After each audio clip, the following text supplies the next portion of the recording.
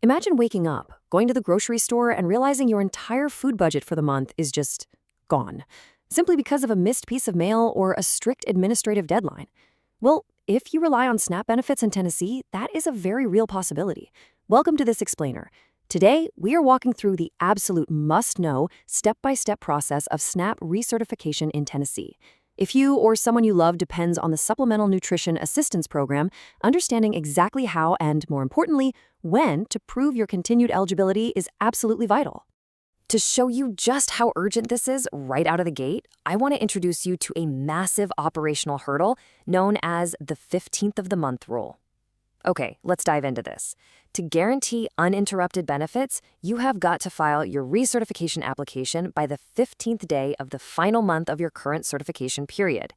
If you miss that mid-month threshold, you risk what analysts call administrative churn.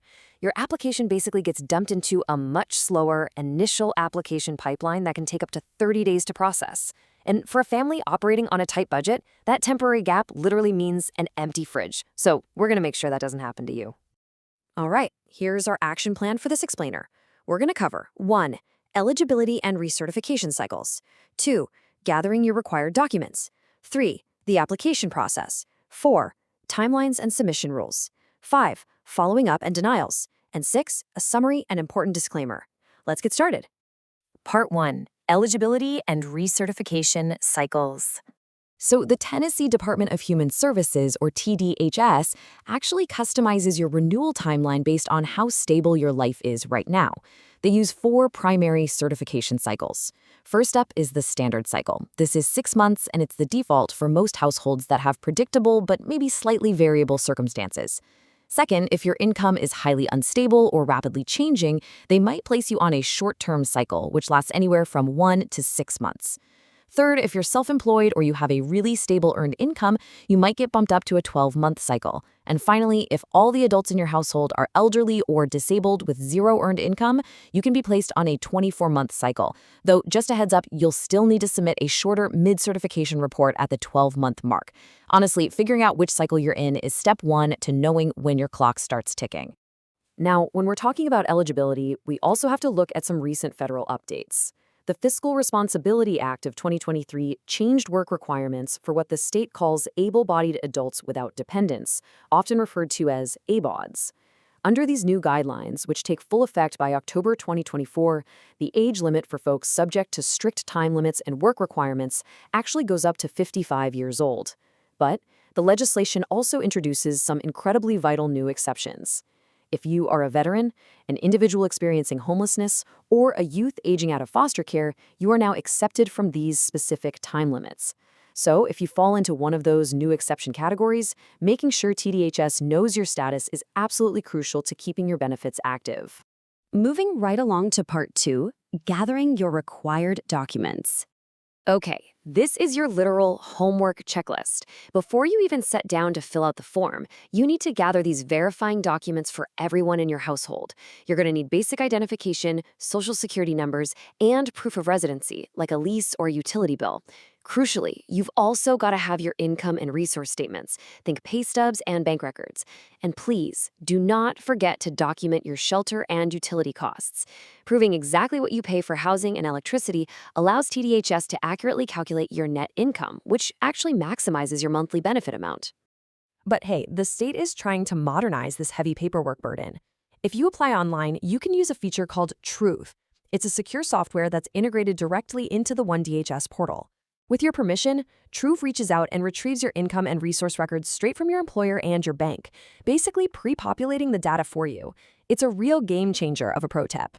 Using Truve can completely bypass the need for you to dig up, scan, and manually upload dozens of physical pay stubs and bank statements. All right, part 3, the application process. So, you've got your documents. How do you actually turn them in? You basically have 3 primary pathways. The absolute most recommended route is online, via the upgraded OneDHS customer portal at onedhs.tn.gov.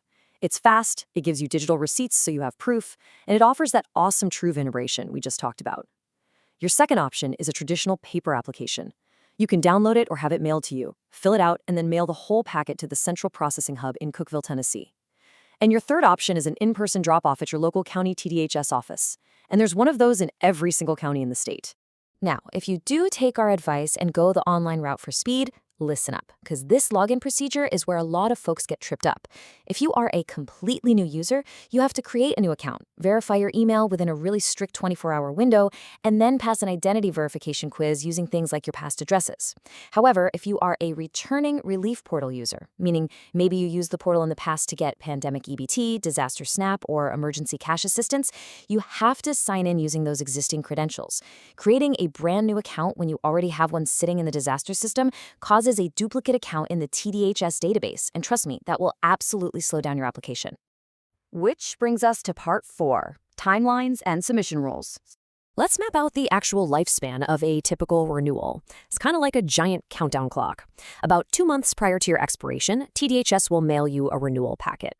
Then comes that absolutely critical deadline we talked about in the beginning, the 15th of your final month. If you submit by the 15th and do your interview, the state literally guarantees you won't have a lapse in your benefits. But if you apply late, TDHS legally has a processing window of up to 30 days, meaning you might be waiting weeks into the next month to get your food budget. Finally, there is a 30-day post-closure grace period. If your case gets closed for a procedural reason, say you just forgot to upload one bank statement, you have 30 days to provide it and get your case reopened without having to start a brand new application from scratch. But here is the catch with that 30-day grace period. Yes, it saves you from doing a whole new application, but it comes with a financial penalty. If you successfully reinstate your case during this window, your benefits will be prorated. This means TDHS calculates your funds starting from the exact day you handed in your missing document. You are not going to get retroactive benefits for the days you were late earlier in the month. Time is literally money here, guys. Okay, part 5, following up and denials. You're definitely going to want to take a screenshot of this slide. Keep these lifeline contacts handy. If you need to reschedule an interview or just check on your status, call the One DHS Contact Center. If your benefits are wrongly terminated and you need to file an appeal, the Tennessee Justice Center offers completely free legal advocacy. For folks up in Northeast Tennessee who need someone to help them walk through the paperwork over the phone, call Second Harvest Food Bank. And if you or a family member are elderly or disabled, the FTAID has specialized outreach coordinators standing by ready to help. Oh, and one more super important thing to remember while we're talking about follow-ups, most SNAP households in Tennessee use what's called simplified reporting. This basically means you only have to report major life changes between your renewals, like if your income suddenly spikes over the federal limit. However, if you fail to report a major required change and TDHS discovers it later during your recertification, they will issue a Form HS-0287. That is a claim determination to recoup unentitled funds. You absolutely do not want a bill from the state asking you to pay back grocery money, so always follow your reporting guidelines. Finally, Part 6, Summary and Important Disclaimer. If you only remember 3 things from this entire explainer, please let it be these proactive steps. First, gather your verifying documents early. Don't wait for that packet to arrive in the mail to start looking for your pay stubs. Second, utilize the One DHS portal and tools like Truth to speed up the process and get that digital receipt. And third, always file by the 15th of the month. That is the magic date to protect your household from administrative churn and keep food on the table. And of course, I do need to read this official disclaimer for you really quick. While this information is based on current guidelines, viewers should always verify details directly with TDHS, as policies and procedures may change over time. Government guidelines, income thresholds, and software porters are quite literally always evolving, so when in doubt, check directly with the state. So I want to leave you with one very urgent question to think about today. Do you know exactly when your current SNAP certification period expires? If you aren't 100% sure right now, I strongly encourage you to log in to the One DHS portal or call the contact center today to find out. Do not let a missed piece of mail jeopardize your family's well-being. Thank you so much for joining me on this explainer, and stay proactive out there.